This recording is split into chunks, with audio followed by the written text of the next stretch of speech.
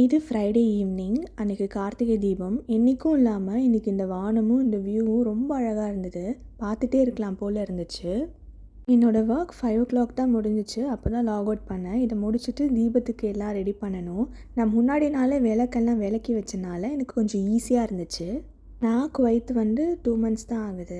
அதனால் பெருசாக எந்த சாமானும் சேர்க்கலை. ஒரே ஒரு ட்ரெஸ்ஸிங் டேபிள் தான். அதுவே நாங்கள் மல்டிபர்பஸாக யூஸ் பண்ணிக்கிறோம். ட்ரெஸ்ஸிங் டேபிள் மேலேயே நாங்கள் சாமி படம்லாம் வச்சுருக்கோம். அதனால் அதெல்லாம் க்ளீன் பண்ணி கோலம் போட்டேன். வீட்டில் இருக்கும் போது கலர் கோலம்லாம் போடுவோம். ஆனால் இங்கே அதுக்கான ப்ரொவிஷன் எதுவும் இல்லை. ஸோ வெறும் மாவில் கோலம் போட்டேன், பச்சரிசி மாவில். சாமி படம்லாம் தொடச்சி அடுக்கி வச்சாச்சு. நான் 5 o'clock தான் லாக் அவுட் பண்ணேன். ஸோ 6 o'clock விளக்கேற்றணும்னு அம்மா சொன்னாங்க. அதனால் இந்த 1 hour நான் ரஷ் பண்ணி எல்லா வேலையும் பார்த்தேன். தேர்ஸ்டே ஈவினிங்கே நாங்கள் பூ வாங்கி வச்சுட்டோம். ஏன்னா ஃப்ரைடே மார்னிங் போனால் கண்டிப்பாக கிடைக்காது. தீபாவளிக்கே அப்படி தான் ஆச்சு. முடிச்சுட்டு நான் நெய்வேத்தியத்துக்கு பருப்பு பாயாசம் தான் செஞ்சேன். எனக்கு ரொம்ப பிடிக்கும். எங்கள் அம்மா இந்த பாயாசம் அடிக்கடி செய்வாங்க. ஸோ நான் இப்போ தான் ஃபர்ஸ்ட் டைம் செய்கிறேன். பருப்பு வேக தான் கொஞ்சம் டைம் எடுத்துச்சு. நான் சைட் பை சைடு மிச்ச வேலையெல்லாம் பார்த்தேன். லாஸ்ட்டாக நெய், முந்திரி பருப்பு, ஏலக்காய் போட்டு இறக்கியாச்சு. பச்சரிசி மாவு கோலம் வீட்லேயே நான் தான் எல்லா இடத்துலையும் போடுவேன் பொங்கலுக்கெலாம். இங்கே வந்து ஒயிட் தரையாக இருக்கிறதுனால தெரியல. சரி, காஞ்சக்கப்புறம் தெரியும்னு நினச்சி நாங்கள் போட்டோம். ஆனால் இங்கே வெளியவே ரொம்ப குளிராக இருக்கிறதுனால அவ்வளோ சீக்கிரம் அது காயவே இல்லை. இருந்தாலும் நான் ஒரு சாஸ்திரத்துக்காக எல்லா இடத்துலையும் நான் போட்டுட்டேன். பொங்கல்னாலே கோலம் போட்டால் தான் அழகு. ஆனால் இந்த தரையில் ஒன்றுமே தெரியல. அது என்ன பண்ணுறதுன்னு தெரியலை.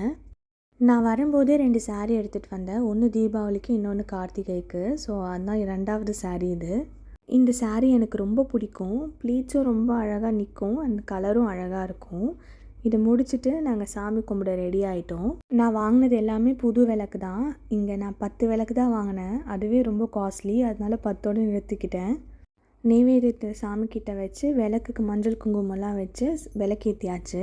ஹரிபரியாக பண்ணாலும் நான் டைம்குள்ளே பண்ணிட்டேன். சின்ன வயசுலலாம் பக்கத்து வீட்டில் விளக்கேற்றிட்டாங்கன்னா நானும் ஓடி வந்து சொல்லுவேன், அம்மா நம்ம விளக்கேற்றணுன்னு. அம்மா கூடயே இருந்து விளக்கெல்லாம் ஏற்றும் போது ரொம்ப ஜாலியாக இருக்கும். இங்கே நான் மட்டும் வேலை செய்யணுன்ற போது கொஞ்சம் கஷ்டமாக இருந்தது. கொஞ்சம் டைமும் எடுத்துக்கிச்சு.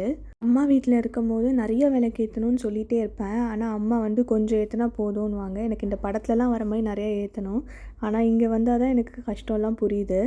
நாங்கள் இந்த வீட்டில் ரொம்ப சாமான்லாம் சேர்க்கலை. இருக்கிறத வச்சு அட்ஜஸ்ட் பண்ணி தான் இருக்கோம். ஏன்னா நாங்கள் ஷிஃப்ட் ஆகி போகும்போது திருப்பி பேக் பண்ண முடியாது. எங்களோட கார்த்திகை தீபம் இப்படி தான் முடிஞ்சிச்சு.